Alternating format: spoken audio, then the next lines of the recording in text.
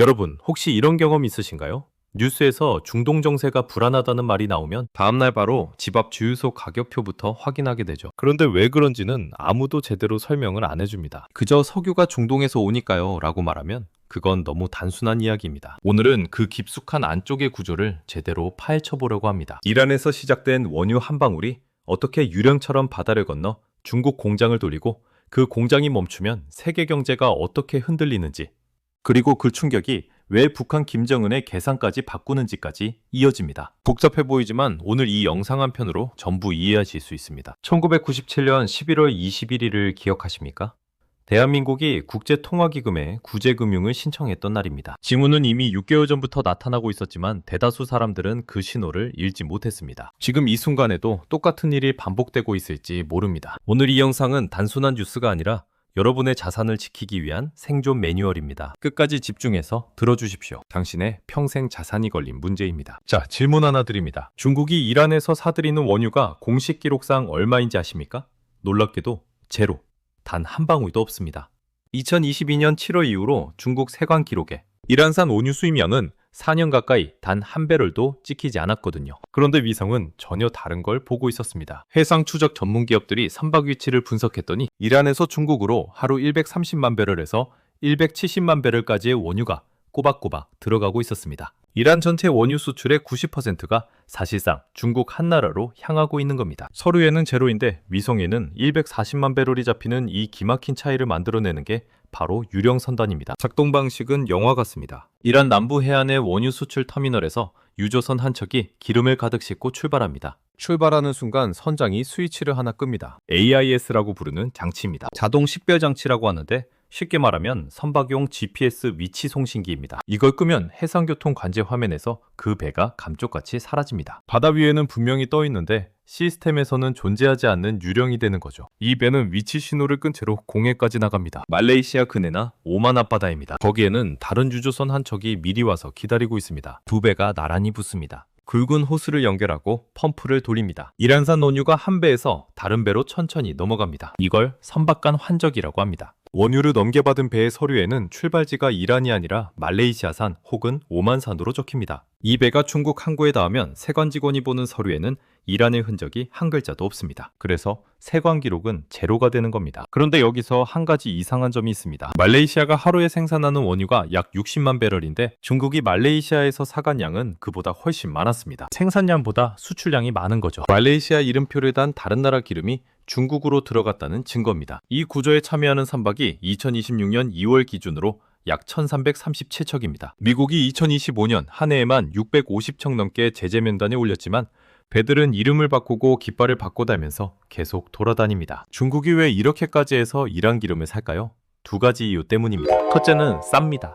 이란산 원유는 국제 시세보다 배럴당 8달러에서 12달러 정도 싸게 살 수 있거든요. 이란이 제재 때문에 할인을 해서라도 팔아야 하는 상황이기 때문입니다. 하루 240만 배럴에 배럴당 10달러를 아낀다고 치면 연간 절감액이 약 50억 달러, 우리 돈으로 7조 원이 넘습니다. 이건 단순한 절약이 아니라 중국의 산업 구조를 유지하는 핵심 변수입니다. 둘째는 달러가 필요 없습니다. 결제가 위안화로 이루어져서 미국의 금융망을 거치지 않습니다. 미국이 금융 제재를 걸어도 직접 타격하기가 훨씬 어렵습니다. 이렇게 들어온 기름이 최종적으로 도착하는 곳은 중국 산둥성입니다. 항해 연안에 따라 소규모 독립정유소 수십 개가 줄지어 있는데 업계에서는 이걸 차주전자 정유소라고 부릅니다. 규모가 작아서 붙은 별명인데 이 공장들을 전부 합치면 중국 전체 정제 능력의 약 4분의 1을 담당합니다. 이 공장들의 수익 구조를 이해하는 게 정말 중요합니다. 국제 시세대로 원유를 사면 정제해봐야 남는 게 거의 없습니다. 설비 유지비나 인건비 같은 고정 비용은 계속 나가는데 마진이 없으면 버틸 수가 없죠. 이란산 할인 원유가 들어와야 비로소 이익이 생기는 구조입니다. 쉽게 말하면 이란 원유가 이 공장들의 심장이나 마찬가지입니다. 여기서 우리는 이 복잡한 상황을 이끄는 3명의 주인공, 즉 핵심 행위자들의 속마음을 들여다봐야 합니다. 이들은 단순히 선과 악으로 나뉘지 않습니다. 각자가 처한 구조적 상황 속에서 살아남기 위해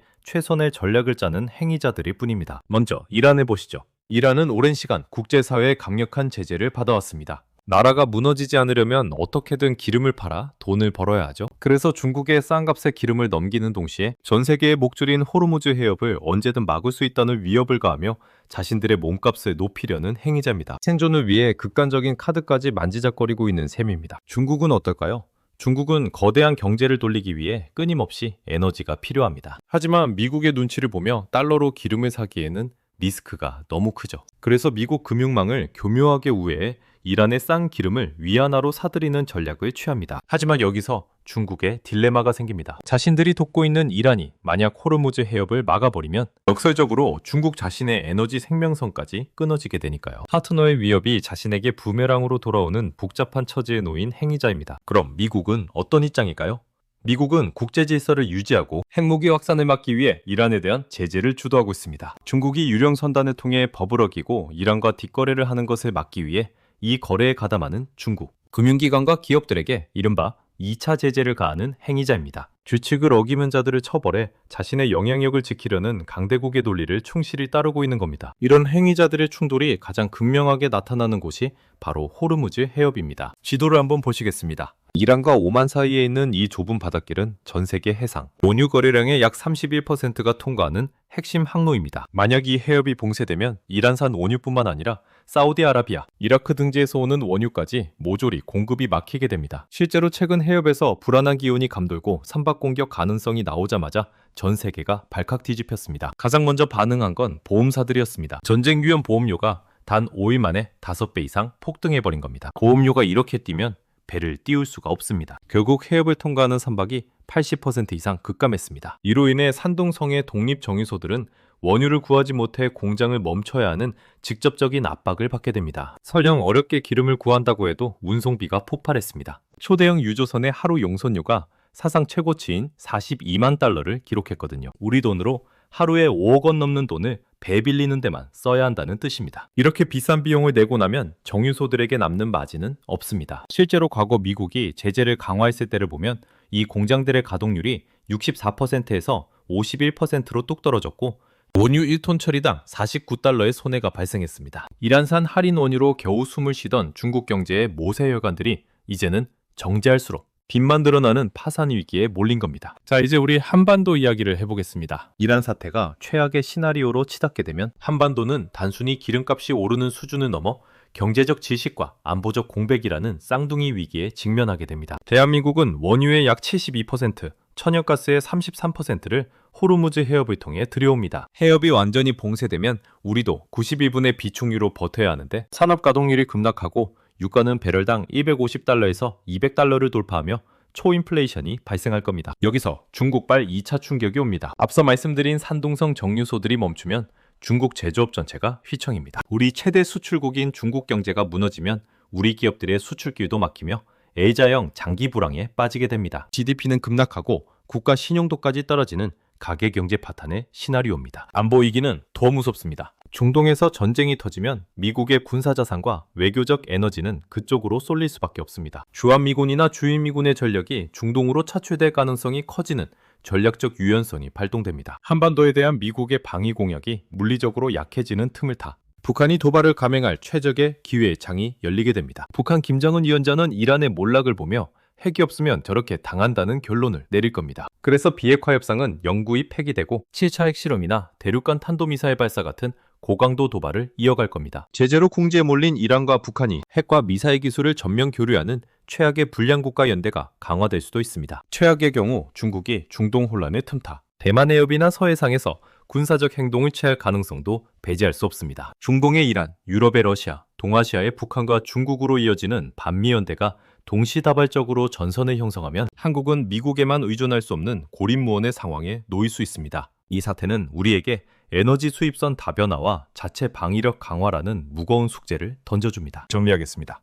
지금처럼 보험 취소와 운임급 등이 지속된다면 단기적으로는 에너지 인플레이션 압박이 확산됩니다. 중기적으로는 각국이 공급망 재편을 서두르겠지만 중국 수출 시장 붕괴로 인한 타격은 뼈아플 겁니다. 에너지 거래 구조가 달러 중심에서 다원화될 가능성도 있지만 근본적인 변화에는 10년에서 20년이 걸립니다. 지리적 정치는 군사 문제만이 아닙니다. 에너지, 금융, 통화, 외교가 한 덩어리로 연계된 복합 시스템입니다. 중동에서 보험이 취소되면 우리 기름값이 올라가는 이유가 거기에 있습니다. 막연한 낙관론을 버리셔야 합니다. 지금 당장 여러분의 자산 포트폴리오를 점검하십시오. 달러나 금 같은 안전자산의 비중을 확보하고 최악의 시나리오에 대비한 마음의 준비를 하셔야 합니다. 준비하는 자에게는 이 위기가 오히려 불을 지키는 기회가 될 수 있습니다. 오늘 이 영상이 여러분의 경제적, 안보적 해안을 넓히는 소중한 계기가 되었기를 바랍니다. 긴 시간 함께